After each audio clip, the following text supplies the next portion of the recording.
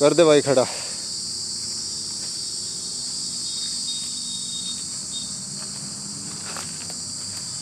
और बाकी आपको ये आप देख ही सकते हैं कैसा कैसा है। और इसका हम नीचे से भी सिस्टम दिखाएंगे। बहुत से भाई पूछे थे भाई वो आपने डबल चेन ट्रिपल चेन जो भी किया है वो कैसे किया है और नीचे क्या क्या सिस्टम लगा वो भी दिखाएंगे। हाँ जी सभी भाइयों का राम राम। मैं हूँ हैस गुज्जर और ये हमारे यूट्यूब चैनल शिकारपुर से करता हूँ आप सभी का स्वागत। तो भाई पीछे आप देख सकते हो सोनू मोनू है, दो जुड़वा भाई, और बीच में खड़ा है लक्की। और आपने अंदाज़ा लगा लिया होगा आज की वीडियो में हम बात करने वाले इस मिनी कल्टीवेटर की। पहले भी एक वीडियो बनाई थी, काफ़ी अच्छी चली वो वीडियो आप सभी के सपोर्ट की वजह से।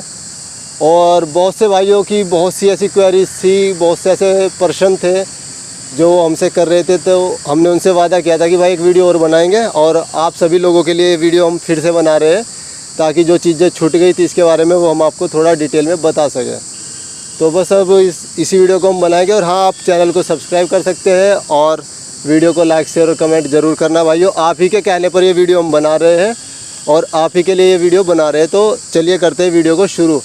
तो भाइयों वीडियो को शुरू करने से पहले मैं आपको थोड़ा सा दिखाऊं। ये हमारा है मिनी कल्टीवेटर। एक बार इसको आप डिटेल में देख लीजिए। और कुछ इस तरीके का ये दिखता है साइड से और ऐसा है ये फ्रंट से।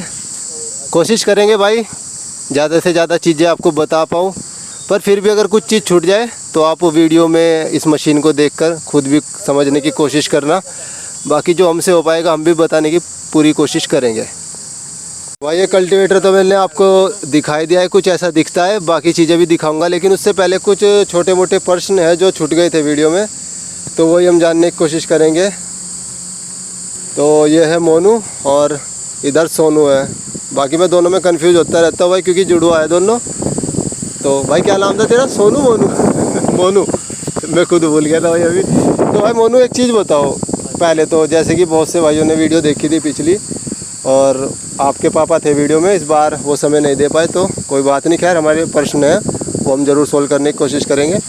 तो क्या था कि बहुत से लोग पूछ रहे थे, सबसे ज़्यादा जो प्रश्न आए वो आए थे एवरेज को लेकर। तो एवरेज क्या रहता है इसका मतलब? का अप्रोक्स 20 रुपये पर बीघा, मतलब 20 रुपये में एक बीघा का काम ये कर देता है तेल के हिसाब से। तो भाइयों आप अंदाज़ा लगा सकते हैं कि ये 20 रुपये में जो है एक बीघा में कल्टीवेटर कर देता है काम।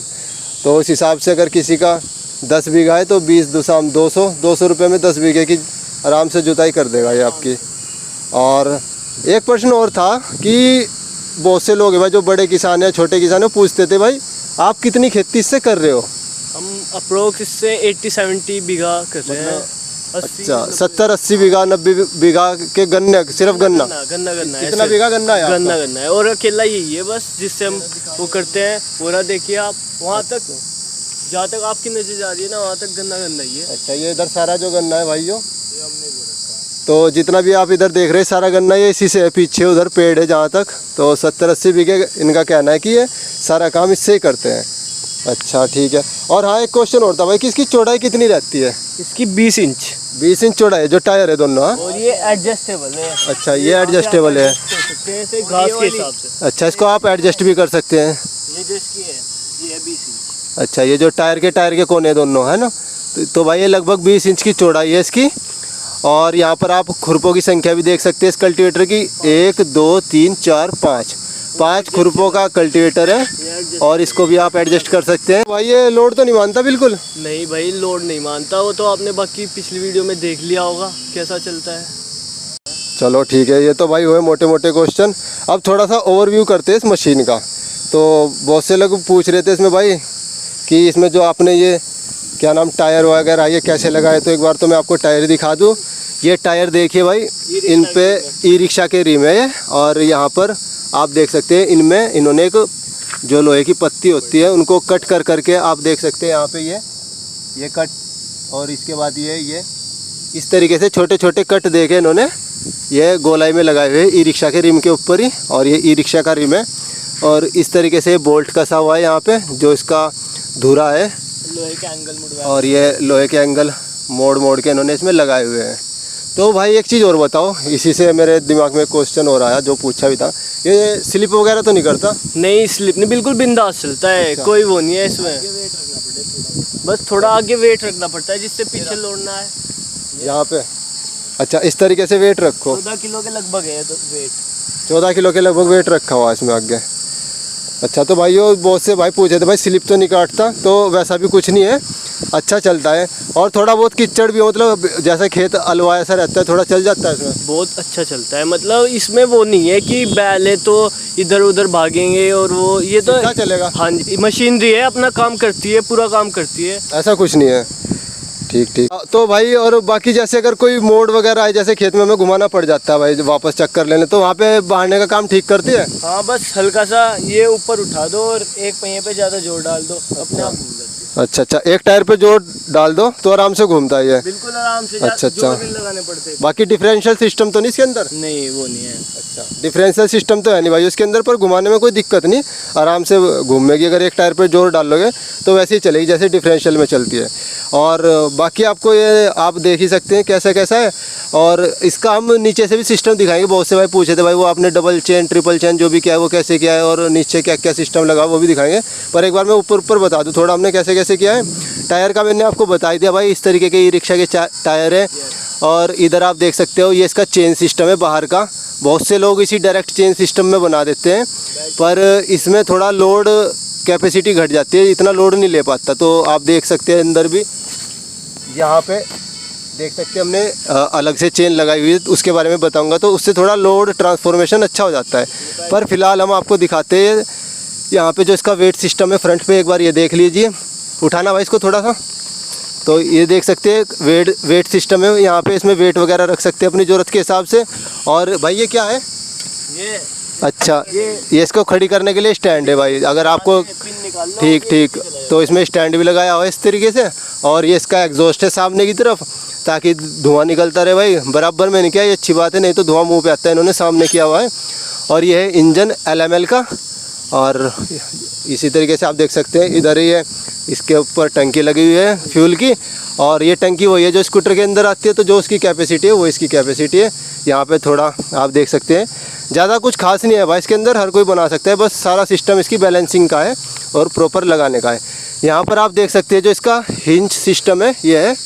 और इसमें आप देख सकते हैं कुछ और भी लगा। हाँ कुछ और भी लगा सकते हैं इस तरीके से भाई। मिट्टी चढ़ाने का। अच्छा अच्छा, गन्ने पे छोटा सा। हाँ भाई मिट्टी चढ़ाने से भी सवाल आया कि जैसे वो हल वगैरह ही तो होगा, वो हाँ खींच लेता है ये हल को बड़े आराम से, कोई दिक्कत नहीं। नहीं कोई दिक्कत नहीं। अच्छा, मतलब बहुत से भाई पूछे थे भाई हल भी चढ़ा दे, हल चला लेता है क्या, मिट्टी खींच लेता है? तो भाई इनसे पता किया है मैंने, हल में भी कोई दिक्कत नहीं है, बढ़िया चलता है वो भी। आप इसको यहाँ पे डिसमाउंट करके और इस पर हल जोड़ सकते हैं, जो मिट्टी चढ़ाने का आता है, तो वो भी आप इसमें कर सकते हैं। और एक जुगाड़ और है, अगर भाई सोनू मोनू ये तो बता। सोनू ठीक है भाई। ये ज़्यादा सिल्प वगैरह मारता है ना, तो आगे थोड़ा वेट रख दो, बिल्कुल आराम से चलता है। अच्छा अच्छा, तो भाई इनमें तो मैं कंफ्यूज होते रहूँगा सोनू मोनू में, क्योंकि आप भी देख लो एक बार, दोनों एक जैसे भाई है गए।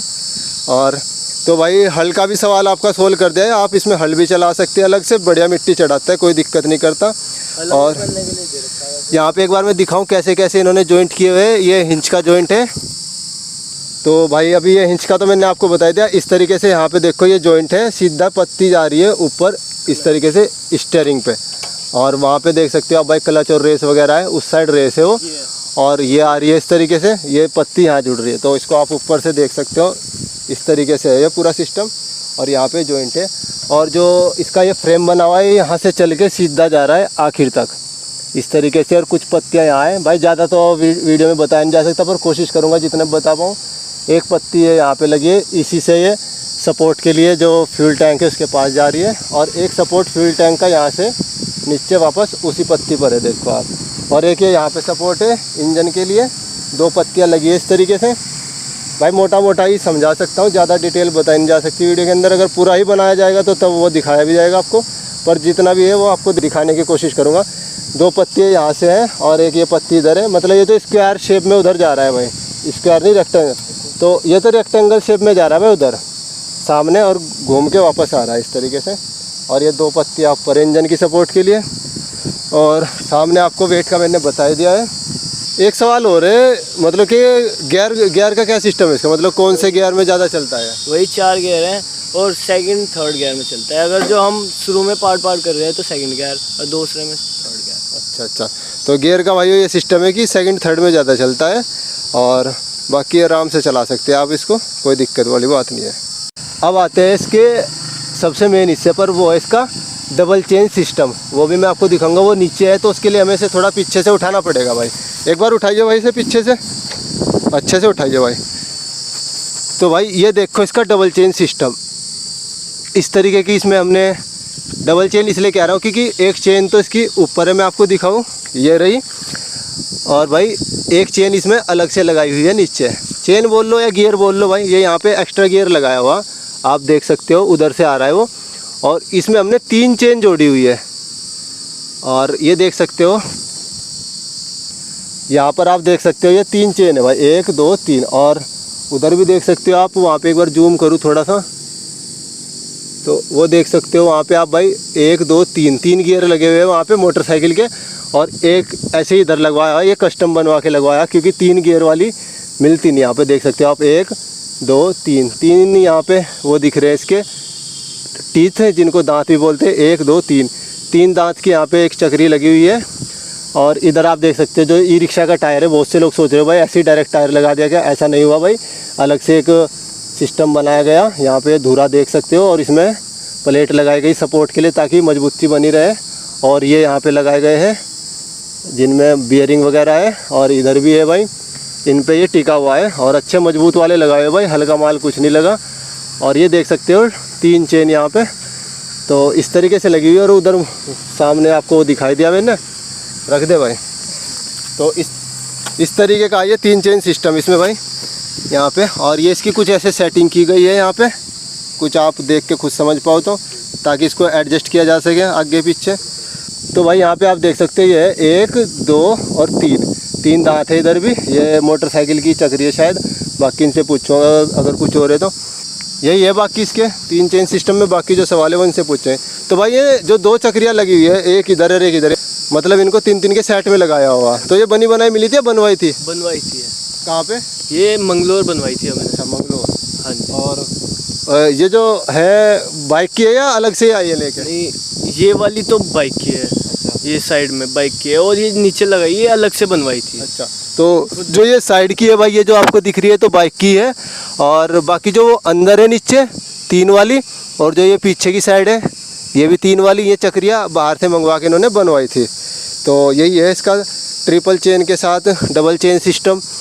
और बाकी अच्छा एक बात बताओ, 3 चेन ही क्यों लगाई भाई इसमें? ग्रीसिंग वगैरह में दिक्कत नहीं आती, और इस जो लोड है ना वो मेंटेन रहता है इस पर पूरे पे। मतलब एक तो ग्रीसिंग कम करनी पड़े 3 चेन में, और भाई लोड अच्छे से मेंटेन रहता है, ठीक।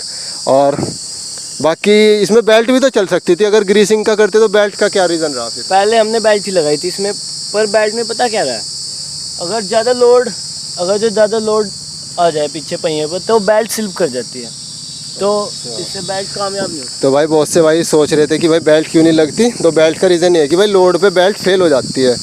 और वो बात दिख भी रही है क्योंकि भाई हैवी मशीन है, तो बेल्ट इसलिए नहीं लगा सकते।